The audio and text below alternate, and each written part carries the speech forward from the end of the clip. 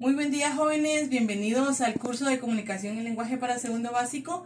Mi nombre es Rebeca Lux y hoy trabajaremos los textos narrativos. Cuando hablamos de textos narrativos nos referimos a todos aquellos que nos van a ir contando una historia. En el género narrativo encontramos que se estructura de varios elementos.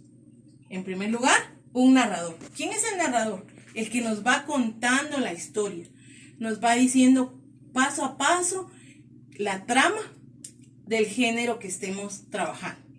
Vamos a encontrar que también nos estructura o nos marca un tiempo.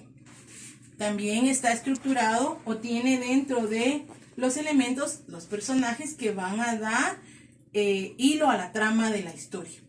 Vamos a encontrar también que nos ubica en un espacio y hay una serie de acontecimientos.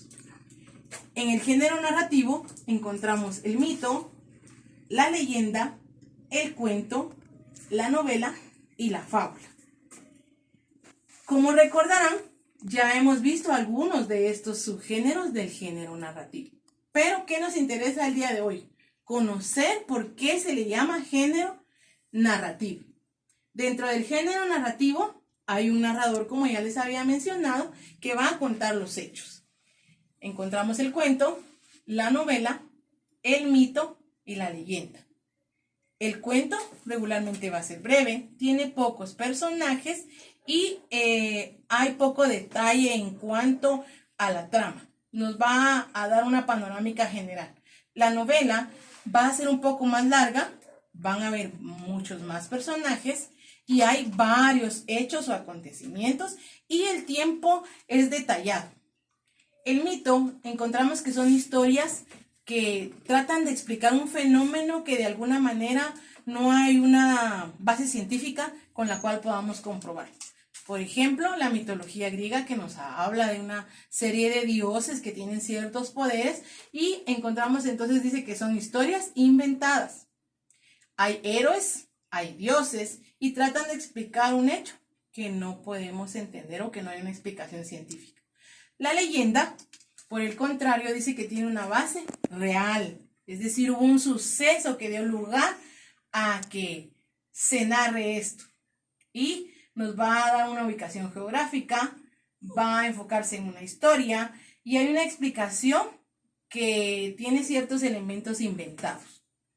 Esa sería la diferencia entre cada uno de estos. Bueno, ¿cuáles dijimos entonces que eran los géneros narrativos?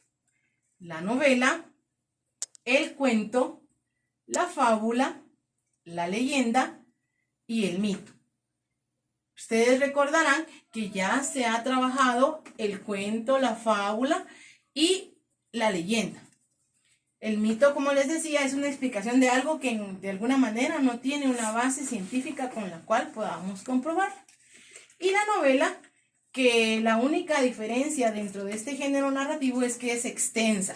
Hay más personajes y nos va a dar más detallado el tiempo y el espacio. Estos serían entonces las composiciones que encontramos en el género narrativo. Encontramos que el género narrativo tiene la misma estructura. Un inicio, un desarrollo o nudo y un desenlace. El inicio que nos va a marcar, por ejemplo, en un bosque muy lejano, o como ven acá, había una vez, y la palabra entonces, sucedió que, eso nos va a dar hilaridad a desarrollar el nudo, y en esta parte se va a dar el conflicto, va a haber suspenso, se van a dar los hechos, y en la última parte se resuelve el conflicto. Encontramos entonces que esa sería la parte final del género narrativo. Entonces encontramos que tiene la misma estructura, un inicio, un desarrollo, un desenlace y que va a dar como resultado una situación final, que puede ser muy alegre, puede ser muy triste o simplemente dejarnos una enseñanza.